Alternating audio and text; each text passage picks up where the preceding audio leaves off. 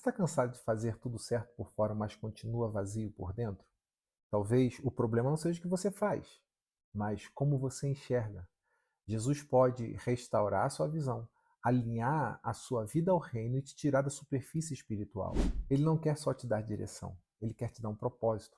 Então assista essa mensagem, porque talvez isso mude não só a sua visão, mas o rumo da sua vida.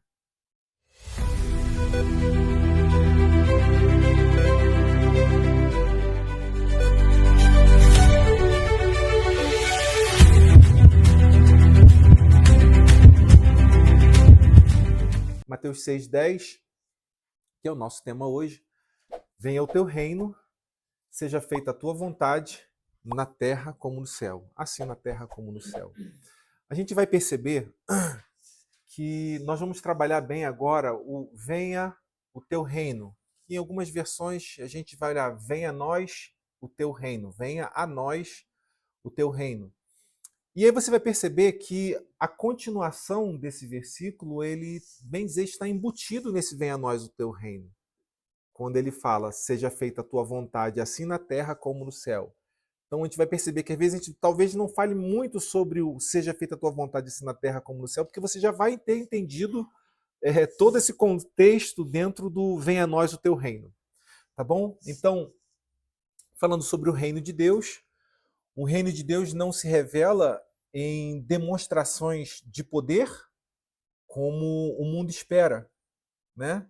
Mas na transformação da natureza humana sob o governo do Pai. Então, por que eu começo já falando dessa forma? Porque quando a gente percebe e enxerga essa oração do Pai Nosso, você vai perceber que muitas vezes, ou a grande maioria das vezes, essa oração do Pai Nosso, ela é feita, ela é realizada a partir de uma necessidade, ou de um pedido, ou de algo que eu estou precisando. Geralmente as pessoas vão fazer a oração do Pai Nosso. Nós vimos até um filme agora há pouco tempo que a pessoa estava no hospital, né? Um rapaz estava no hospital tal, e num estado grave. E aí você vai ver a mãe e os conhecidos e os parentes vão dizer que começaram a fazer o quê? A oração do Pai Nosso. E a oração do Pai Nosso, às vezes, para essas pessoas, para falta de compreensão, para quem não acaba não conseguindo enxergar o interior dessa oração, vai achar que venha a nós o teu reino, seja feita a tua vontade. A gente traz uma ideia, passa-se uma ideia de que a gente chama essa vontade de Deus, mas na verdade não que seja a vontade soberana de Deus, mas que seja uma vontade de Deus moldada à nossa vontade. Entende? Desenhada à nossa vontade. É quase que a gente quisesse pegar Deus e fizesse com que esse Deus servisse aos meus propósitos. Entendeu? Servisse aos meus propósitos. Isso vai acabar sendo totalmente ligado, lembra ao início dessa série que nós falamos sobre os doutores da lei, os fariseus, né? Que eles iam para as praças e ficar orando. Então o que acontece? Quando se vai para a praça e se ora na praça e se ora nós estamos falando sobre métodos, nós estamos falando sobre forma, nós estamos falando sobre comportamento, nós estamos falando sobre pessoas que agem de uma forma e acham que o ato de agir dessa forma, de fazer, de cumprir várias situações, elas são merecedores do poder de Deus, elas são merecedores que Deus as atenda. Entende? Então você tem dois grupos de pessoas, você vai ter os fariseus e você vai ter os gentios. Os fariseus são aqueles que estão habituados a manusear as escrituras, e esses fariseus, pelo fato dos seus ritos, acham que eles são merecedores dessa resposta de Deus, desse poder de Deus. E você tem os gentios, que não são pessoas que têm habilidade de manusear as escrituras, que são ignorantes, ou seja, que ignoram de alguma forma, entendeu? E que buscam a Deus através do seu clamor, da sua penitência, da sua, sabe? E acham que necessitam do poder que eles não têm. Então, um acha que é merecedor do poder e o outro grupo acha que precisa, através da sua quase autoflagelação, que precisa do poder que eles não têm. Entende? Então, quando a gente olha para dentro dessa composição, dessa estrutura de oração que Jesus vai passando para esse povo, nós estamos exatamente desconstruindo a ideia dos fariseus e, ao mesmo tempo, desconstruindo a ideia dos gentios. Ou seja, você não pode estar nem no extremo e nem no outro. Você não é bom o suficiente para fazer com que a ação de Deus haja para a sua vida, mas, ao mesmo tempo, você também não é tão pequeno e insignificante achando que a sua pequenez ou insignificância vai mexer com o sentimento de Deus e ele vai ficar com peninha de você e agir através de você e por você. Então, o que Jesus nos leva? Jesus nos leva a enxergar que nos extremos nós não somos aquilo que Deus quer que nós sejamos. Então, ele puxa a gente para um equilíbrio. Ele nos tira dos extremos e nos traz para o equilíbrio. Quando nós estamos dentro dessa vontade do Senhor, eu consigo olhar para os extremos e não mais olhar para os extremos num ato de julgar. Eu consigo não mais olhar para um ato dos extremos, olhar para os extremos num ato de dizer, não, mas essa pessoa está errada, ela não... Entende? Porque quem vai fazer o julgamento são pessoas que estão no extremo. Ou estão no seu extremo da sua pequenez, e aí nós vamos olhar para o outro extremo e não entender por que essas pessoas são dessa forma, ou nós estamos no outro lado, achando que somos muito espirituais, e o fato de sermos muito espirituais não podemos nos aproximar daqueles que estão no mundo. E o Senhor Jesus desconstrói essa ideia. Lembra, eu vou sempre falar sobre isso, que é a ideia da oração subversiva, lembra disso? Que ela vai desconstruir de dentro para fora esse sistema mundano, ou seja, essa forma de leitura mundana que foi colocado, que foi introduzida em nós, e nós enxergamos tudo a partir do que nós conhecemos por mundo. Então ele desconstrói isso. Então, o reino de Deus, ele não se revela por demonstrações de poder. Então hoje nós vivemos o reino de Deus, nós podemos viver o reino de Deus. Amém? O reino de Deus não é alguma coisa que vai começar no futuro. Nós não vamos desfrutar da presença e do reino de Deus depois que nós morrermos.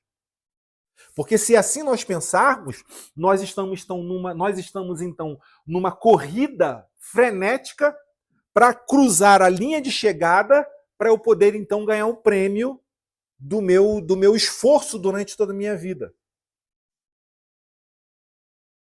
Mas isso não é uma corrida.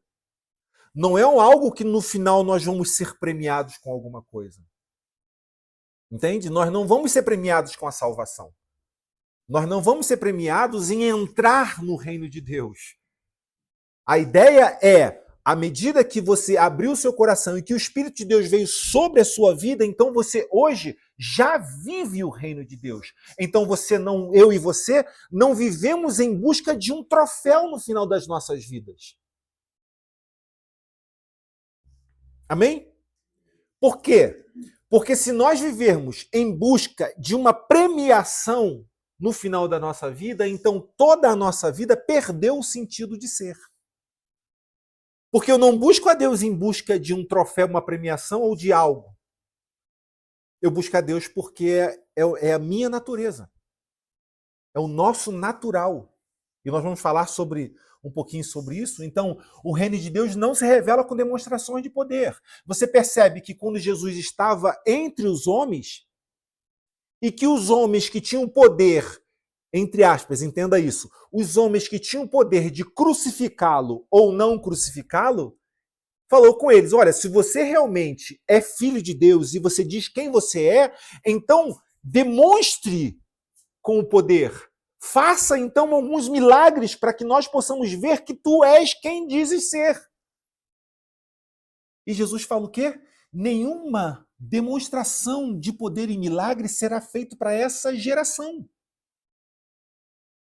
Então o reino de Deus, ele não está estabelecido na forma de poder. Como você vê hoje na internet, os milhares de pregadores que vão pregando um poder, ensinando uma igreja a buscar o quê?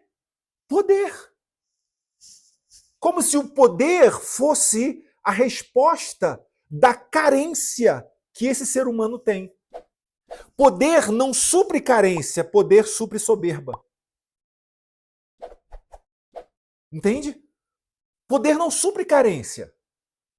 Poder exalta a soberba do ser humano. Por que exalta a soberba do ser humano? Porque por mais que ele não fale, por dentro dele isso já desconstruiu muita coisa. Já gerou dentro dele muita coisa ruim. Então o reino de Deus vem exatamente despir o homem da sua prepotência, da sua soberba e da sua arrogância. Trazendo esse homem simplesmente a postura de filho. Você é só filho. E esse só filho já é tudo o que nós precisamos. Porque quando entendemos que nós somos filhos, nós entendemos que nós não precisamos fazer um trabalho para receber. Porque esse pai, que é o dono do reino, que faz razão, que traz razão em todo esse reino, é que vai nos ensinar a nossa forma de viver e de enxergar a nossa vida. Então, jamais chegue à presença de Deus achando que você não ouviu Deus ou que você não conhece Deus porque você não viu o poder. Porque não é o poder. Amém? É o que se senta, é o que se recebe, é o que se ouve e é a transformação. Porque é a partir daí que esse reino de Deus, quando ele diz, venha a nós o teu reino, nós estamos falando sobre venha a nós essa transformação, essa percepção diferente do que nós estamos acostumados a ver. Dá-nos essa visão do que é o reino de Deus entre os homens. Então, mais uma vez, o reino de Deus não se revela com demonstrações de poder como o mundo espera. Mas a transformação da natureza sob o governo do Pai. Consegue entender agora esse parágrafo? Então ele não é demonstração de poder, mas é uma transformação da natureza sob o governo do Pai. Amém? Então, quando o coração do homem é moldado pela vontade de Deus, ele se torna o reflexo do céu na terra. Olha quanta coisa essa oração diz pra gente. E eu fico assim, sabe, lendo esse texto, e eu fico muitas vezes perguntando a Deus, às vezes eu paro lá e estou escrevendo, eu fico perguntando a Deus, Deus, será que esses homens no tempo de Jesus entenderam isso? Passa isso pela sua mente. Será que quando Jesus estava ensinando, mas quando vocês orarem, vocês não vão orar como os hipócritas, como os fariseus que oram pelas esquinas, tal, mas quando vocês orarem, vocês orem dessa forma: Pai nosso que estás no céu, santificado seja o teu nome, venha a nós o teu reino. E eu fico pensando, será que os ouvintes daquele tempo conseguiam entender essa mensagem e a profundidade dessa mensagem? Porque 2000 anos após a morte de Cristo e a sua ressurreição, o ser humano ainda não consegue entender a profundidade dessa mensagem. A gente continua tentando carregar Deus no bolso como alguém que vai me servir. Então, quando nós entendemos, quando o nosso coração, o coração do homem, da criatura, ele é moldado por essa vontade de Deus, pronto, nós encontramos qual é o nosso propósito, qual é a nossa razão da vida. A razão da Adriana não é tentar viver uma vida mais certinha possível até o final dos seus dias para ganhar o prêmio da sua salvação.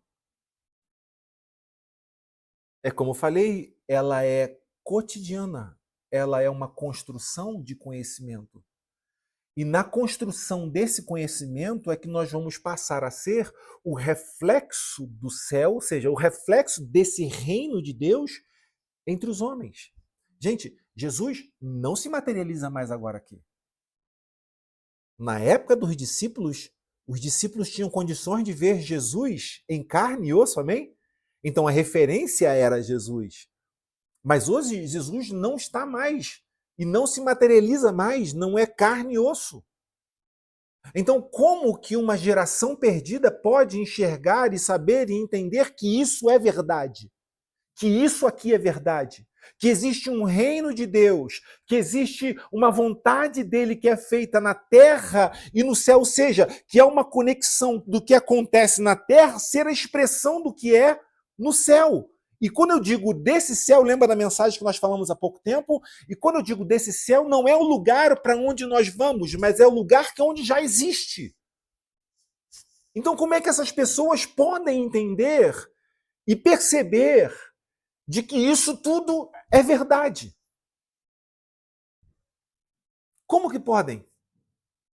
Como é que uma história de um homem de há mais de 2000 anos atrás, que passou pela face da terra, que fez o que fez, continua sem ser esquecido hoje?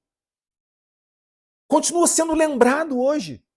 Continua sendo real hoje? Continua sendo tão real quanto físico nós podemos olhar? Como pode ser?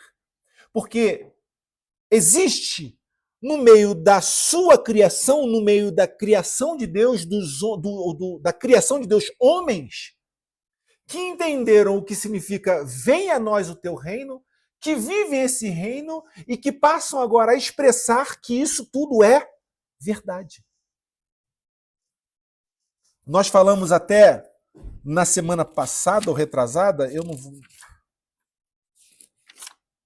vou lembrar que está muita coisa atrás, mas nós falamos até que se o reino de Deus é materializado, ou seja, se o reino de Deus é verdade, onde Jesus habita existe amor puro, verdade. Lembra disso? E eu falei, então, se ele vive em nós, então a partir de nós, nós somos a expressão da verdade, nós somos a expressão do amor puro e nós somos a expressão dessa graça, dessa misericórdia de Deus entre os homens. Por isso passam os homens a serem indesculpáveis. Porque eles tiveram referência. Porque eles tiveram referência de que é verdade. Tudo isso é verdade. Então, a partir do momento que nós entendemos o venha a nós o teu reino, nós não vivemos mais uma verdade como se fosse mentira. Nós não vivemos mais a verdade como se fosse um conto de fadas. Porque a verdade ela não muda. Ela é imutável. Porque Jesus é a verdade. Então ele diz, eu sou o caminho e eu sou o quê? A verdade. Então, essa verdade ela é imutável. Ela não é mutável também. Ou seja, ela não muda, ela não há variação de transformação, ela é igual para toda a eternidade. Então nós não podemos viver isso como uma mentira. E por que eu digo como uma mentira? Porque quando eu não sou referência do que isso que é verdade, então eu deixo de ser verdade. Eu passo a ser apenas uma expressão daquilo que não é. Eu passo a apresentar alguma coisa que na verdade não é. Por que eu estou dizendo isso? Porque não é simplesmente ler um texto, não é simplesmente carregar uma Bíblia, não é simplesmente usar a roupa correta, não é simplesmente usar o vocabulário correto. Não é forma, não é comportamento. Porque se eu balizo e se eu pauto a minha vida na forma e no comportamento, nós vamos falar isso mais à frente, se eu pauto a minha vida na forma e no comportamento, eu ainda assim não fui ou não entendi, não expressei o que eu deveria expressar. Então Jesus não está preocupado com a forma e o comportamento. Jesus consegue pegar a prostituta, que era pecado, a prostituta tocar em homens, ou seja, que aquela mulher é imunda, ela não poderia tocar, e Jesus permite que essa mulher chore nos seus pés e seque os seus pés com o seu cabelo. E os homens estão dizendo, se esse homem soubesse quem está tocando nela, Jesus quebra a forma e Jesus quebra o comportamento. Quando ele se quebra a forma e quando se quebra o comportamento, o que nós apresentamos? O reino. O reino de Deus vai além do que os nossos olhos podem contemplar. Por isso, voltando ao início, por isso é que nós precisamos entender que nos extremos nós não vamos conseguir enxergar o ser humano. Nos extremos eu enxergo o comportamento e a forma. E se não tiver dentro do comportamento, se não tiver dentro da forma que eu acho que deva ser o correto como um cristão, eu te excluí. Só que a minha forma de enxergar e o meu comportamento, ou seja, o comportamento que eu enxergo do próximo, não é igual ao que o Marco enxerga. O Marco tem uma outra visão de evangelho. Então, para ele, a forma e o comportamento é diferente e que mesmo casado com Roselane, que se dão muito bem, a forma e o comportamento que ela enxerga o próximo, o outro, já é diferente do seu marido. Ou seja, nós estamos colocando pessoas dentro da forma que nós criamos para um evangelho. E estamos dizendo, isso é o reino de Deus. Mas isso não é o reino de Deus. Isso é o reino do homem. Então Jesus nos ensina a sair do extremo. Jesus nos ensina a abrir mão da nossa vontade. Por isso que ele está dizendo, venha o teu reino. Vir o teu reino é transforme dentro de mim a concepção e a ideia que eu tenho do que é a criação. Entende isso? Então ele diz, saia dos extremos. Abandone a sua vida, abandone a forma de você enxergar, abandone a forma de você analisar criticamente aqueles que estão ao seu redor. Por quê? Porque os seus olhos nunca serão os meus olhos. Enquanto você não se abandonar, enquanto você não se perder, você não vai entender, você não vai compreender. Porque a pior coisa que o homem pode fazer é tentar se encontrar. Entende isso? É a pior coisa. Que fala até sobre a salvação, porque o homem que tenta salvar a si mesmo, esse o quê? Já se perdeu. Quando é que eu tento me salvar? Quando eu pego os meus parâmetros, a minha forma e a minha compreensão do que é reino de Deus e eu tento aplicar sobre a minha vida. Ele está dizendo, está tudo errado. Então saia dos seus extremos, saia da forma fria, talvez calculista, de analisar as coisas. Venha a nós o teu reino, nos tira de nós e nos coloca nele. Amém? Tá dando para entender, gente? Tá? Ok. Não vou perguntar mais não, senão depois você diz, não, aí... Então Jesus, quando o coração do homem é moldado pela... Ok. Então Jesus mostrou isso vivendo em simplicidade. Servindo, perdoando e amando. O único que tinha condições de excluir qualquer pessoa da face da terra como ser humano, ele escolheu servir, ele escolheu perdoar, ele escolheu amar. Porque amar é uma escolha, é uma decisão. Porque perdoar é uma decisão. Porque servir é uma decisão. Tem pessoas, abrindo só uma lacuna aqui, um parênteses, tem pessoas que carregam traumas do passado, alguém que talvez tenha machucado você, uma irmã, um irmão, um pai, um tio, sei lá, alguma coisa que machucou você talvez anos atrás. E como um bom crente, às vezes as pessoas falam assim, não, eu oro ao Senhor para que ele venha sobre a minha vida e eu consiga liberar perdão. Isso não vai acontecer. Perdão é uma decisão. Ponto. Não vai vir um sentimento diferente ou um poder de Deus diferente que nos faça entender que precisamos perdoar. Já está dito. Perdoe. E nós vamos falar isso lá na frente. Né? Não hoje, mas lá na frente. Perdoa as nossas dívidas e tal. Isso tem coisas muito, muito profundas nesse ponto aí também. Então, continuando, o reino de Deus acontece quando ou onde a natureza caída e é redimida e o caráter de Cristo é formado. Então, o reino de Deus acontece quando ou onde a natureza caída é redimida e o caráter de Cristo é formado. Toda a oração do Pai Nosso está estabelecida nisso. Toda a oração do Pai Nosso está estabelecida nisso. Nisso o quê? Que a natureza caída ela possa ser redimida.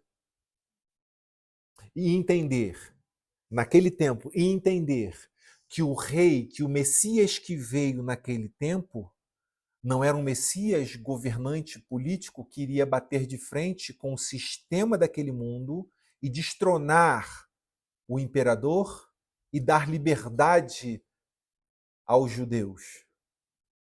Não é uma revolução, não é uma guerra armada, mas é a concepção e a criação da ideia de um novo reino entre os homens. E esse reino nasce no meio de um reino corrupto, no meio de um reino destruído, desfalecido. Então, toda oração do Pai Nosso está estabelecida nisso. De quê? De criar a ideia de transformar a natureza caída em uma natureza redimida e que o caráter de Cristo seja formado. Caráter, estamos falando sobre valores. Caráter, estamos falando sobre convicções. Amém? Então, quando o caráter de Cristo é formado em nós, pronto, nós estamos ainda inseridos dentro de um mundo corrupto, de um mundo perdido, de um mundo caído, mas agora eu sei quem eu sou. Eu sei de onde eu vim. Eu sei qual é o meu propósito. E eu sei que eu não estou na mesma corrida que essa loucura desse mundo está fazendo. Eu sei que o tempo de Deus, as coisas de Deus, aquilo que Ele quer vai acontecer a partir da minha vida segundo a vontade dEle. Então, venha a nós o teu reino e faça a tua vontade. Da mesma forma que o Senhor tem o controle de todas as coisas no céu, nesse mundo espiritual, que essa realidade desse mundo espiritual seja manifesta no mundo físico. Então, seja feita a tua vontade, assim na terra como no céu. Então, eu posso fazer a mão contrária, da mesma forma que todas as coisas respondem ao Senhor no céu, no mundo espiritual, as da terra também serão. Só que a vontade dele vai ser feita na terra a partir do Marco, a partir da Bia, a partir da Milena, a partir do Ramon, da Adriana, do Marcos, do Edson, a partir de nós. E eu acho isso fantástico porque Deus tem poder suficiente para não depender de nós para nada. Mas o prazer e a vontade dele é criar uma família. Desde o princípio, a vontade de Deus foi constituir uma família. Cria Adão, cria Eva, e era o tempo todo para constituir uma família. De sentar os seus filhos ao redor da mesa. Você vê que várias vezes ele vai trazer a ideia da família que senta à mesa. De Jesus que senta à mesa com os seus discípulos. De Jesus trabalha com seus discípulos.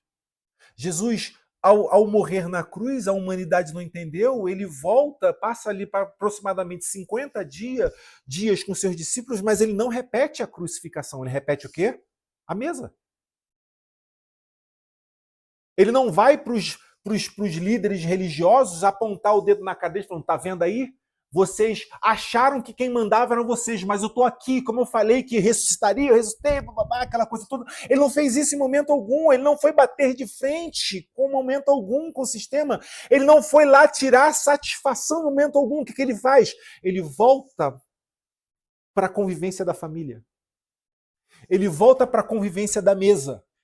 Ele vai ensinar os seus discípulos na mesa.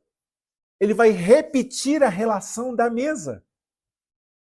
Porque o alvo desse homem, o alvo desse senhor, não é destronar fisicamente esse mundo que está decaído, mas é transformar o interior do homem para que ele possa dizer: venha a nós o teu reino, transforme o meu interior, transforma-me segundo a tua vontade, segundo o teu querer. Ele está querendo que eu e você entendamos a profundidade de quando nós estamos orando, dizendo: venha o teu reino. Vir o reino de Deus sobre as nossas vidas é nós estarmos declarando para o Pai. Nós abrimos mão do extremo. Nós abrimos mão da nossa forma de enxergar, nós abrimos mão da nossa forma de analisar, nós abrimos mão da nossa falta ou da nossa falsa espiritualidade. Nós abrimos mão para nos tornarmos filhos, expressão do amor de Deus, assim na terra como no céu. E por que assim na terra como no céu? Porque por mais que eu e você sejamos criaturas terrenas, entendemos o que é o céu. Por mais que vivamos no mundo físico, nosso espírito, nosso coração está vivendo o céu já. Eu não estou buscando o céu quando eu morrer como uma recompensa. Eu vivo o céu, o reino de Deus, o espiritual. Eu sei que aquilo que eu não vejo é muito mais real do que aquilo que eu vejo, que eu toco.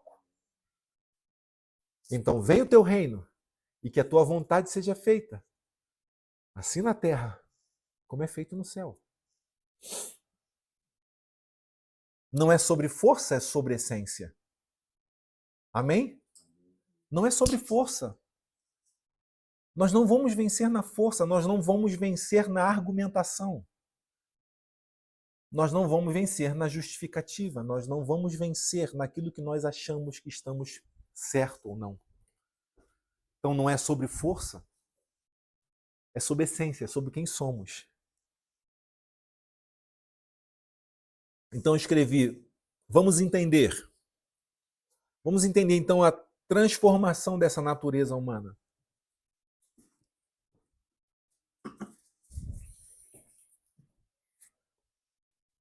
Quando alguém pergunta, né? Quando alguém pergunta, você é natural de onde? Né? Geralmente faz essa pergunta em documento, né? Você é natural de onde? Essa pergunta está se referindo ao local de nascimento. Né? De onde você é? Você é natural de onde? Você nasceu aonde? Ou a sua localização geográfica? Ou a sua naturalidade sentido civil? Por quê? Porque eu fiquei pensando, falei assim, tá, mas quando eu falo sobre natureza, eu falo está ligado diretamente sobre a naturalidade. Naturalidade está ligado diretamente ao natural, de onde você é. Então, a natureza vem de natural. Você é natural de onde? Você nasceu aonde?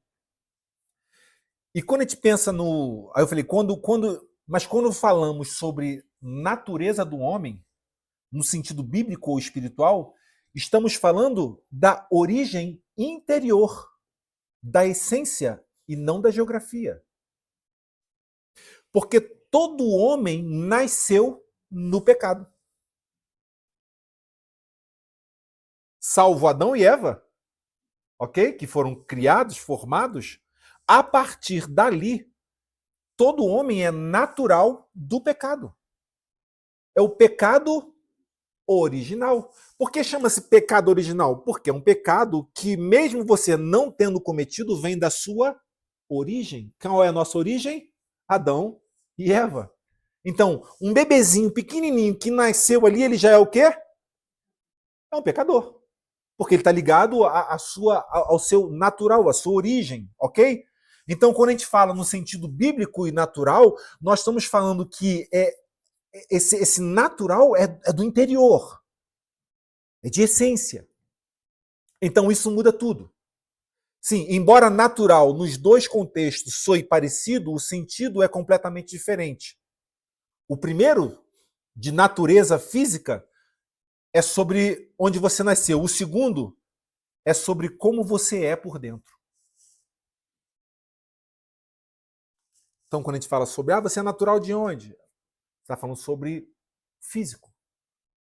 Mas quando a gente fala sobre do lado espiritual, a pergunta é, você é natural de onde? É como você é por dentro. Como você está por dentro. Essa natureza é o modo de ser essencial do homem. Por que eu estou falando isso? A gente precisa entender isso. A gente precisa entender para entender bem o reino de Deus, a gente precisa entender somos de onde. Por quê? Então, essa natureza é o modo de ser essencial do homem. Aquilo que move, que define sua inclinação interior, seus desejos, sua forma de pensar, agir, reagir. Então, quando a gente fala sobre essa naturalidade interior, nós estamos falando que define quem é o homem. O seu desejo, a sua forma de pensar, o seu agir, o seu reagir. Então, como você é por dentro vai definir o que você faz por fora. Como você está por dentro define quem você é na expressão do que você faz. Amém? Tá dando para entender? Quem você é por dentro define o que você faz por fora, na expressão do que você faz por fora, na execução, ou seja, de como você pensa, até mesmo quais são os seus desejos, qual a sua forma de agir, qual a sua forma de reagir. Na Bíblia, ela aparece em dois contrastes, claro. A natureza carnal, ou a natureza adâmica, que é egoísta, rebelde e inclinada ao pecado. E você tem a natureza espiritual, que é gerada pelo novo nascimento, que busca a vontade de Deus, vive pelo Espírito e manifesta o caráter de Cristo. Ok? Gente, talvez eu sei que isso não seja uau, mas é fundamento. Eu sei que talvez seja um pouquinho mais enfadonho ouvir isso, mas é fundamento. A gente está lançando bases. Lançar bases, lançar fundamentos, muitas vezes não vai arrancar da gente um uau, mas é importante falar sobre isso. Ok? Então é importante, porque isso aqui forma o nosso caráter, isso aqui forma o que nós vamos entender sobre reino, sobre ser crente, ser servo de Deus, ok? Então, nós estamos falando falei sobre essas duas naturezas, a natureza física, de onde você é, que vai falar sobre o seu contexto geográfico, mas falei sobre uma natureza espiritual. Dentro dessa composição da natureza espiritual, nós temos duas vertentes, ok? Quais são as duas vertentes? Paulo fala sobre isso. Eu olho para dentro de mim, eu vejo que há dois Paulos, eu acho as dois de mim, um que deseja o pecado e um que deseja as coisas do Espírito. Entende? Perfeito? Então é exatamente isso. Dentro dessa natureza espiritual, nós temos duas vertentes. Qual que é as duas vertentes? Uma é a natureza carnal, que a gente pode chamar sobre a adâmica, que é aquela que veio de Adão. O que essa natureza carnal vai fazer? Ela é egoísta, ela é rebelde, ela é inclinada ao pecado. Ou outra é a natureza espiritual, que ela é gerada pelo novo nascimento. Por que o novo nascimento? Lembra que eu te falei que essa natureza espiritual, ela é aquela que vai moldar, vai mostrar para a gente quem nós somos no interior? Ou seja, deixa eu ver aqui. Então, essa natureza é o modo de ser essencial do homem. Aquilo que o define na sua inclinação interior. Seus desejos, sua forma de pensar, sua forma de agir. Então, essa natureza espiritual é um novo nascimento. Lembra que nós falamos que saímos do pecado original, Então, desse novo nascimento é que vai nascer esse que manifesta o caráter de Cristo. Amém? Quantos estão entendendo isso? Eu sei que é um pouquinho mais complicado, mas a gente tem que caminhar por esse lado. Dentro dessa natureza carnal, nós temos também a fantasia do espiritual. Ou seja, é o homem que é egoísta, que é rebelde, que olha para si, mas que é vestido de espiritual. É o cara que está no extremo. É o cara que está na igreja. É o cara que louva. É o cara que prega. Muitas vezes. É o cara que faz tudo isso, mas ele continua egoísta. Ele continua rebelde. Ele continua olhando para a sua própria vida. Ele continua fazendo de Deus uma divindade para satisfazer o seu próprio ventre. Consegue entender isso? Então, por isso que diz que venha o teu reino, é uma transformação interior. Nós precisamos entender isso. Não é forma e não é comportamento. Muitas vezes estamos confundindo o evangelho com forma e comportamento. Pode falar. Eu acho que existe uma pergunta para muitos também em relação a esses comportamentos, porque vem a nós o teu reino. O Senhor vem e manifesta Cristo na vida de muitas pessoas. Essas pessoas, elas se tornam muitas das vezes religiosas, achando que estão fazendo a coisa certa. Sim. Estão nos extremos, porque foi ensinado muitas das vezes do púlpito da igreja.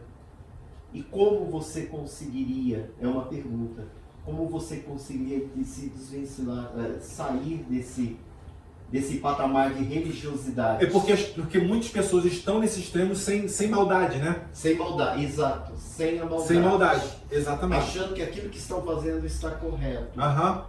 E vão chegar ao reino de Deus, mas não receberam ainda. Agora deixa eu voltar para você uma outra pergunta. Amém. Uma nova pergunta. Você já esteve no extremo? Sim. E hoje você está no extremo? Não. E como isso aconteceu? Você está entendendo? Foi o tempo, foi mostrando. Exatamente.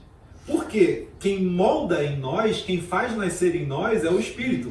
Porque qualquer tentativa de mudança a partir de mim, eu continuo no extremo. Glória a Deus. Amém? Qualquer mudança a partir de mim, eu continuo nos extremos. Eu preciso entender que é a minha entrega, não devoção, porque eu não faço de Deus uma devoção, mas é a minha entrega a esse Senhor que eu vou lendo, que eu vou aprendendo, que eu vou conhecendo, é que vai mudando gradativamente dentro de mim os meus conceitos e os meus valores. O Léo que está falando hoje aqui não é o mesmo Léo de 20 anos atrás. Amém? Não é o mesmo Léo de 20 anos atrás. Talvez 20 anos atrás eu tivesse em algum dos extremos. E olha, ainda vou dizer mais. Talvez agora eu esteja falando como uma pessoa que acha que está equilibrada, mas Deus ainda está me vendo ainda em algum extremo. Dizendo, Léo, você precisa ainda ser mudado nisso, nisso, nisso e nisso. Então não há como nós quantificarmos ou medirmos. Porque se nós cairmos na besteira de tentar quantificar ou medir a espiritualidade do outro, pronto. Eu caí na forma e no comportamento dos extremos. Amém? Ou seja, a natureza é mais do que comportamento. É o coração por trás das escolhas. Isso é muito forte para mim. Porque é o coração por trás das escolhas. Eu tenho o poder de escolher. Você tem o poder da escolha. Você tem a decisão da escolha. Sim ou não, faço ou não faço, quero ou não quero, busco ou não busco. Me envolvo ou não me envolvo, sento aos pés de Jesus ou não. Ele não vai te obrigar a fazer diferente disso. Então há uma parte nossa. Há uma parte nossa. E aí é que está a briga de Paulo o tempo todo, porque ele diz, quando eu olho para o mal, que é aquilo que eu não quero, eu acabo fazendo. Há um pecado que está diante de mim, e eu não quero cometer o pecado, eu quero buscar as coisas de Deus, mas eu acabo cometendo aqui. Miserável homem que sou, quem me livrará do corpo dessa morte? Entende? Ou seja, há uma luta constante. E, gente, essa luta é constante entre eu e você. Para mim e para você, no caso. Porque essa luta é constante entre eu e eu. Os dois eus que há dentro de mim. Parece meio loucura isso, não é? Mas há duas Roselane dentro de você. Uma Roselane que quer olhar as coisas. Ai, Marco! Bem mais. Muito bom, Marco. Me pegou desprevenido essa. Ai, muito bom. É mais complicado ainda. Ai, meu Deus do céu. Ele me pegou desprevenido mesmo, é muito boa.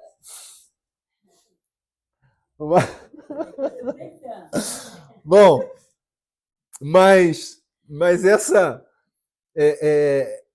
essa luta dentro de nós, eu não vou nem mais usar você como exemplo, Roselane. Mas essa luta que há dentro de nós, de ver que tem dois eus, nós temos a escolha.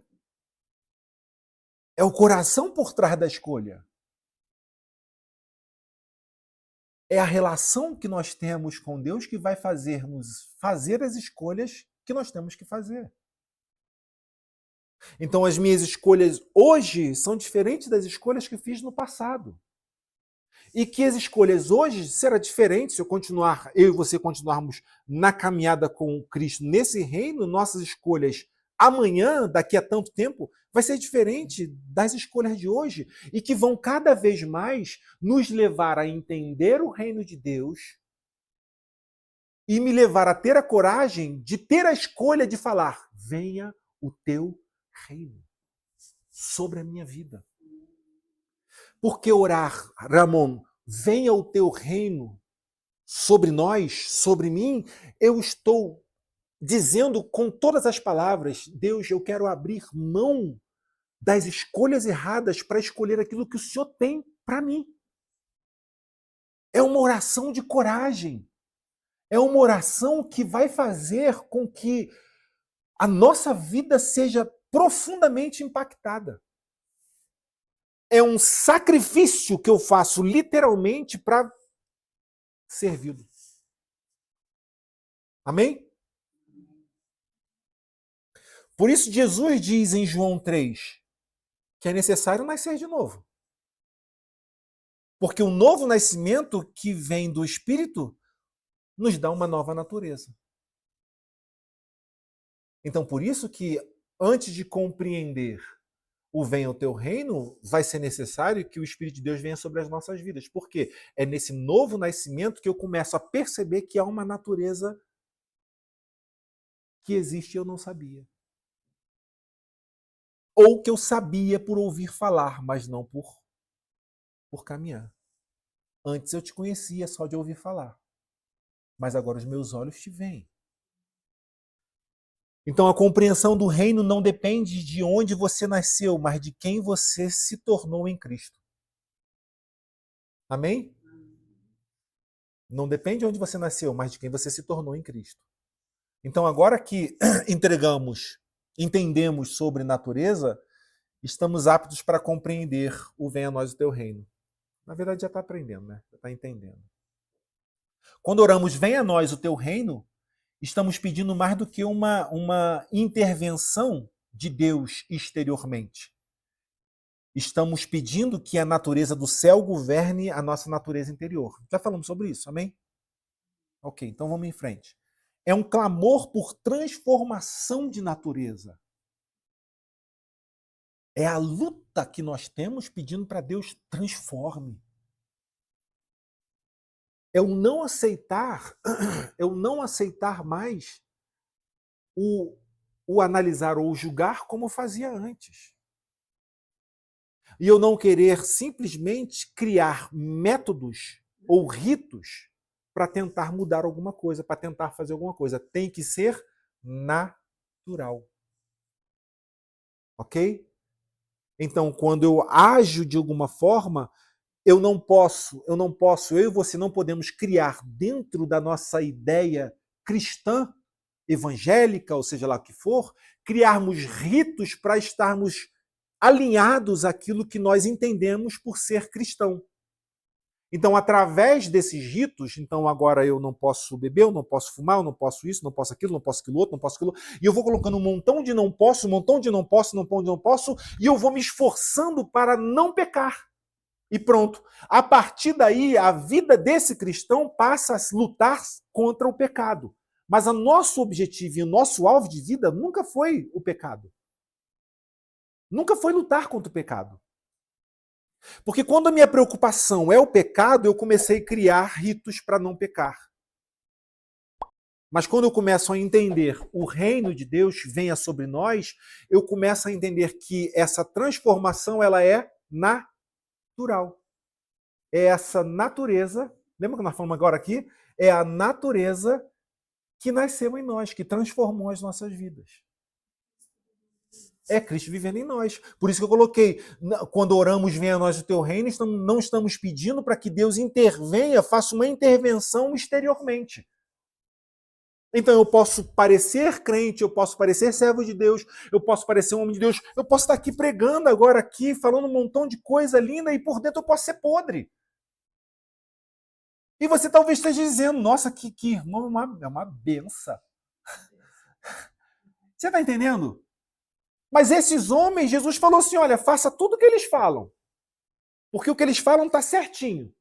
Mas não faça o que eles fazem. Porque são como sepulcros caiados. Por fora são perfeitos, são bonitos, mas por dentro estão mortos. Então eu não clamo a Deus por uma transformação exterior. Nós não clamamos a Deus por uma transformação exterior. Porque se nós estamos pedindo a Deus uma transformação exterior, ou seja, que comece de fora para dentro, eu não entendi, venha a nós o teu reino. Eu não entendi isso. Mas estamos pedindo para Deus que a natureza do céu governe a nossa natureza interior. Por isso que eu te falei, é uma transformação natural. É uma mudança de natureza. Antes era um Ramon que nasceu no pecado e que Deus, através do seu espírito, veio sobre a sua vida e mudou a sua natureza. Não é a natureza física ou geográfica de onde você é, qual parte da Espanha, tal, daquela coisa toda, nada disso. É a natureza espiritual, que Deus agora fez com que o Ramon deixasse de ser da natureza carnal e passasse de fato a ser a natureza espiritual. O que é a natureza espiritual? É aquele que manifesta o caráter de Cristo. Por quê? Porque ele entendeu o que é o reino de Deus.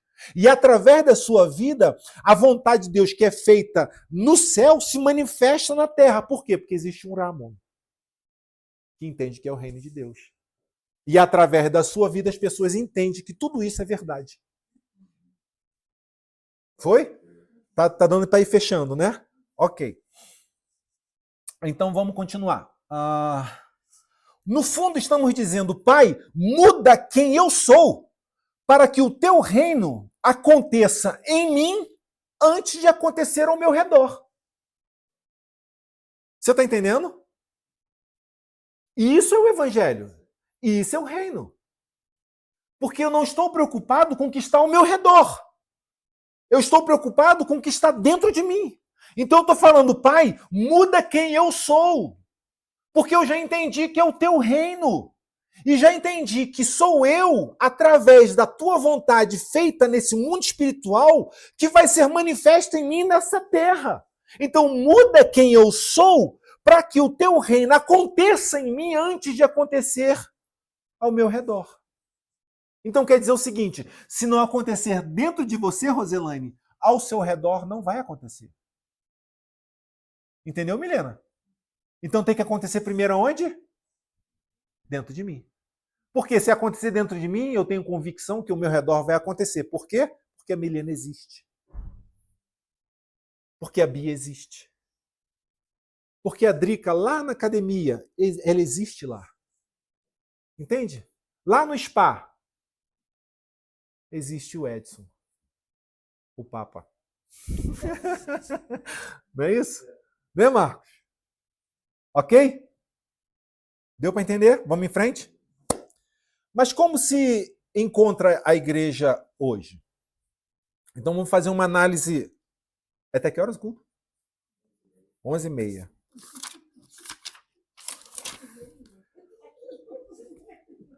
Jesus. Então vamos fazer uma análise sobre esse tema. A deformação da igreja do reino. A deformação da igreja sobre o reino. Vou andar um pouquinho mais rápido. Infelizmente, a realidade que acompanhamos da igreja na atualidade desmascara a sua arrogância e a sua presunção. Então, a igreja não é espelho do quem Cristo é. A igreja é arrogante e presunçosa. A gente passa a ser... A gente, eu digo, né? A igreja em si, ela passa a ser tão arrogante que ela se acha dono da razão, dona da razão. Muitos oram, louvam, frequentam cultos, mas não sabem nada do reino de Deus. Tudo isso virou um meio de alcançar vitórias pessoais e não um governo espiritual sobre a sua vida interior. Eu fiz de Deus um amuleto. Conforme eu for seguindo as regras e batendo os pontos, eu quero a minha recompensa. Filipenses 3,19. Olha o que diz Filipenses 3,19. Filipenses 3,19 vai mostrar uma coisa bem forte para a gente, que diz: o destino deles é a perdição. O Deus deles é o quê? O estômago. Algumas versões falam o ventre, né? O Deus dele é o estômago. E eles se gloriam do que deveriam se envergonhar. Só pensam nas coisas terrenas. Então, quando nós não entendemos... Pode tirar já. Quando nós não entendemos esse reino, essa situação, nós vamos fazer das nossas carências, da nossa carência, o nosso alvo, a nossa divindade. Então ela está dizendo ali muito forte ali, o Deus dele é o estômago deles, e está dizendo o seguinte, é o que come, é o ventre, é a carência. E essa igreja hoje que nós estamos vendo, que fala de uma espiritualidade, mas que fez do seu ventre o seu Deus, que fez da sua carência o seu Deus, que fez das suas necessidades o seu Deus. Então as pessoas buscam o Deus porque estão com problema em casa. Estão orando para ver se Deus dá a ela o marido que ela merece. Estão orando para ver se Deus dá a ele, a esposa que ele acha que merece. Mas não estão orando para se tornar o marido que a esposa precisa. Deu para entender? Nós estamos orando para ver se as condições do nosso trabalho, daqueles que estão ao nosso redor, mudem, para que eu me sinta bem. Então eu faço das minhas carências o meu Deus. E o que Deus quer fazer o quê?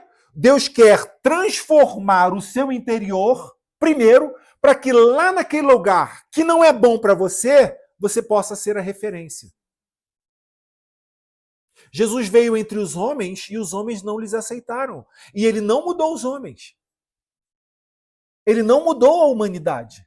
Ele não transformou aqueles que estavam ao seu redor tratando ele mal para que ele pudesse se sentir bem. Não, ele foi o que eles precisavam que ele fosse. Então Deus não está querendo colocar a gente no colo e fazer com que tudo aconteça ao nosso favor. Ou seja, Deus não é a divindade do nosso ventre. Ele não está preocupado com as minhas carências. Eu quero entender, eu quero nascer de novo, eu quero ser transformado para eu ser aquilo que outros precisam que eu seja. Amém? Então o que isso denuncia, desse versículo que nós lemos, o que isso denuncia? Que há quem transforme Deus numa divindade utilitária. Ou seja, transforma o Deus em uma divindade que soluciona o problema do seu ventre. E eu escrevi, o ventre representa o centro da própria identidade, do apetite egocêntrico, da busca por satisfação acima da submissão. Foi? Deu? Então, eles, como nós mostrou lá agora, eles fizeram do seu estômago o seu Deus. Então, eles fizeram do seu estômago, ele está dizendo que é o seu ventre, o seu estômago, né? Representa o centro da sua identidade. Eu sirvo a Deus para que ele me sirva. E no final, a gente acaba entendendo que quem serve a gente acaba sendo Deus. Quando eu faço das minhas carências a minha vontade. Então é do meu apetite egocêntrico, da busca por satisfação acima de submissão. Eu não preciso me submeter. Quantos já ouviram pessoas ensinando, declara. Fala com Deus, declara, Senhor, a tua palavra está dizendo, eu declaro que isso vai acontecer. E a gente coloca Deus contra a parede, porque ele fala assim, cara, aqui agora. Eu escrevi esse negócio agora eu tenho que fazer, porque ele já declarou. Tem um monte de gente dando ordem a anjos. Senhor, dá ordem aos teus anjos, coloca um anjo à minha direita, coloca um anjo à minha esquerda, e a gente vai dando ordem. Só que quem mandou e quem trouxe essa ideia de dar ordem a anjos não foi em momento algum Deus, foi Satanás. Que levou ele para o alto do templo e diz, dá ordem aos teus anjos para que te protejam e te guardem se você se jogar daqui. E nós estamos querendo dar ordem em anjos que veio de... Essa ideia não veio de Jesus, não veio de Deus. Então nós queremos dar ordem para que nós sejamos protegidos, sejamos guardados, poupados. Amém? Vamos em frente. O foco deixou de ser o rei, mas agora no benefício de que o reino pode oferecer. O foco deixou de ser o rei, mas agora se tornou no benefício que o reino pode oferecer. É o que a igreja hoje pensa. Ninguém busca a Deus para conhecer o reino, mas o que o reino pode oferecer? As pessoas estão buscando a Deus para isso. E uma igreja que vai ministrar sobre submissão, sobre abrir mão, sobre entender o que é o reino de Deus, ela vai estar vazia. Qual que é a igreja que vai estar cheia? É a igreja que está prometendo bênção, que está falando, ou seja, que está me servindo. Só que isso é idolatria mascarada de fé, quando eu penso assim. Eu adoro uma divindade. Ok. Mas como Jesus trata essa anomalia? Né? A anomalia é uma irregularidade, é uma deformidade. Como é que Jesus trata essa irregularidade, essa deformidade da igreja? E aí eu quero botar aqui Marcos 8, 22 a 25, amor. E eu vou fechar com isso. Oh, meu Deus, não vai dar tempo de falar tudo, não. Marcos 8, do 22 ao 25. Que diz assim, então foram para Betsaida, e algumas pessoas trouxeram um cego a Jesus, suplicando-lhe que tocasse nele. E ele tomou o cego pela mão e o levou para fora do povoado, depois de cuspir nos olhos do homem e impor-lhe as mãos. Jesus perguntou, você está vendo alguma coisa? Ele levantou os olhos e disse, vejo pessoas, e elas parecem árvores andando. Mas muitas vezes mais uma vez, Jesus colocou as mãos sobre os olhos do homem, então os seus olhos foram abertos e sua visão foi restaurada e ele via tudo claramente. Ok? Essa é uma história do cego de Betsaida, né? É bem conhecida. Então, como Jesus trata isso, eu trouxe esse texto que ele reflete muito isso. Como é que Jesus trata essa anomalia da igreja, essa deformidade da igreja? Né? Então, o importante não é somente diagnosticar que há uma deformação. Não é apenas diagnosticar que tem um problema. Nós podemos ver e nós sabemos qual é o problema. Então, nós precisamos tratar o problema, ok? Então, primeiro, a forma e comportamento. Lembra que eu falei sobre forma e comportamento nisso? Forma e comportamento, uma visão religiosa e superficial dentro desse texto. Vejo homens como árvores. Forma e comportamento. Vejo o homem como árvores. Isso é forma. Ele vê a forma. Isso fala da estrutura, aparência externa. Árvores são grandes, firmes, visíveis. O cego viu formas humanas, mas sem identidade e sem distinção. A igreja tem uma proximidade com Cristo, mas numa visão míope. Ela não consegue enxergar, ela não consegue discernir, ela não consegue ser quem ela deve ser. Ela consegue enxergar forma. Esse homem foi tocado. Jesus aproximou-se dele, fez lá, cuspiu, tal, colocou nos olhos dele. E ele perguntou, você enxerga alguma coisa? Ele, sim, vejo. Se você pensar direitinho, Jesus poderia muito bem, depois que ele falou assim, você consegue enxergar? Volta lá, por favor, no início, no 22. Você consegue enxergar? Sim, eu vejo. Eu vejo pessoas. Não, acho que era lá mesmo, amor. Vai mais um pouquinho. Aí. E levantou os olhos e disse, vejo pessoas. Ele está dizendo, vejo pessoas. Ponto. Jesus poderia muito bem falar assim, opa, ele já está enxergando.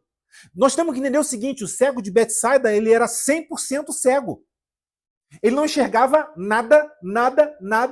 Ele é cego, totalmente cego, completamente cego. Jesus toca nos olhos dele e ele diz, consegue ver alguma coisa? Que ele responde? Eu vejo pessoas.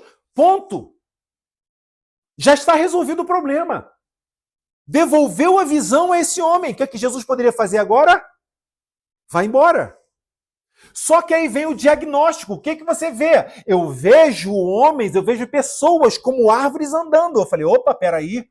Não basta enxergar, não basta olhar, não basta diagnosticar. Nós precisamos ter a ideia, a convicção de quem nós somos no reino de Deus, na vontade de Deus, para não olharmos nem forma e nem comportamento. Deus não quer que eu e você enxerguemos forma e comportamento, mas Deus quer que tenhamos uma visão, continua no 25 para você ter uma ideia, mas Deus quer que nós tenhamos a nossa visão restaurada e ver tudo claramente, mas não com os nossos olhos, mas com os olhos do Espírito de Deus. Amém? Quantos podem dizer amém? Ok. Muitos vivem assim, julgam pela forma. Uma pessoa se veste santamente, fala como crente, se comporta dentro do padrão. Então pode estar tudo bem. Porque eu só consegui enxergar a forma. Eu só consegui enxergar o jeito. Mas a forma sem essência é religiosidade sem estética. O reino de Deus não é sobre aparência, mas sobre essência transformada. O segundo ponto que eu coloquei, que andam. Então falamos sobre forma, agora vamos falar sobre comportamento, porque que coisa esquisita, eu vejo, eu consigo ver, mas o que você vê? Eu vejo homens, pessoas, volta nesse textozinho novamente, moça. Eu vejo pessoas, eles parecem árvores andando. Segundo ponto da visão foi turva, foi um movimento, um bom comportamento, uma boa conduta, um bom comportamento, uma boa conduta, aparentemente é sinal de aprovação de Deus. E nós estamos dizendo, quantas vezes você já viu, mas eu não roubo, eu não mato, eu não sei o que lá. Bom comportamento. Então, um bom comportamento, uma boa conduta, parece tudo muito bem aprovado por Deus. Mas isso não quer dizer que a minha visão venha a nós, o teu reino é verdade. Se eu e você, Marco, não cumprirmos com o que Deus deseja para mim e para você sobre a face da terra, então não cumprimos nada. Estamos como o cego de Betsaida, enxergando homens que como árvores andam. Ou seja, estamos sem discernir o que é a vida. Estamos sem discernir o que é o reino de Deus. Estamos sem discernir o que é a verdade de Deus para as nossas vidas. Estamos criando um evangelho ou uma ideia de evangelho que não existe. Porque eu enxerguei forma e comportamento, mas de uma forma tão louca que eu consigo ver árvores andando. Não existe. Amém? Mas o comportamento pode ser disciplinado sem ser transformado. Eu posso disciplinar o meu comportamento sem ser transformado. Eu posso ser aquilo que você quer que eu seja, que você quer me ver. Mas eu posso não ser transformado. O reino de Deus não é baseado no que fazemos, mas no porquê e em quem nos tornamos. O reino de Deus não é baseado no que fazemos, mas é no porquê e em quem nos tornamos. É por que fazemos e por que fizemos isso, porque fazemos isso em quem nos tornamos. O segundo, o toque de Jesus revela a verdadeira visão do reino. Porque Jesus poderia muito bem falar, acabou, pode ir embora, você já estou vendo, né? Eu vejo pessoas. Ele podia falar, não, volta aqui. Jesus não se deu por satisfeito. Jesus não se deu por satisfeito. Então ele volta aqui, Jesus o toca. Jesus não se contentou com uma visão parcial. Ele tocou no cego de novo. E ele vai tocar tantas vezes quanto for necessário até nós enxergarmos o que ele quer. O que isso mostra? O que isso mostra? Mostra que nem todo toque é o fim dos processos. Às vezes é só o começo. Amém? Nem todo toque é o fim do processo. Às vezes é só o começo.